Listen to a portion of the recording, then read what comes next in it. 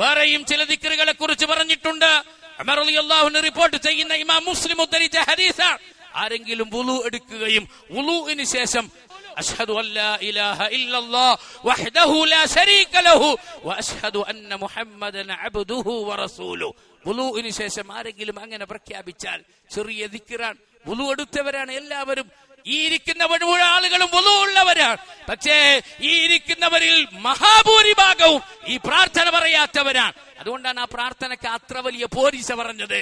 അതിന് മനസ്സുവെക്കാൻ, അത് ശ്രദ്ധിച്ചു പറയാൻ, അത് പ്രത്യേകമായ ഒരു തൗഫീഖാണ്, അള്ളാന്റെ പ്രത്യേകമായ തൗഫീഖാണ്. വുളുവിന് ശേഷമുള്ള ആ ചെറിയ തൗഹീദിന്റെ പ്രഖ്യാപനം ആരെങ്കിലും പറഞ്ഞാൽ സ്വർഗത്തിന്റെ 8 കവാടത്തിൽ ഇഷ്ടമുള്ള കവാടത്തിലൂടെ അവൻ അകത്തേക്ക് കടക്കാം എന്ന് മുഹമ്മദ് മുസ്തഫ സല്ലല്ലാഹു അലൈഹി വസല്ലം. ശ്രദ്ധിക്കണം പ്രിയമുള്ളവരെ, സ്വർഗം മോഹിച്ച്, സ്വർഗം ആശിച്ച് വിശുദ്ധ ഖുർആൻ പറയുന്ന സ്വർഗീയ സൗകര്യങ്ങളെ ഖുർആനിന്റെ ആയത്തുകളിൽ നിന്ന് നമ്മൾ പഠിച്ചു മനസ്സിലാക്കി അത് സ്വപ്നം കണ്ട് അതിനുവേണ്ടി പ്രാർത്ഥനയോടെ പണിയെടുക്കാൻ നമുക്ക് കഴിയണം.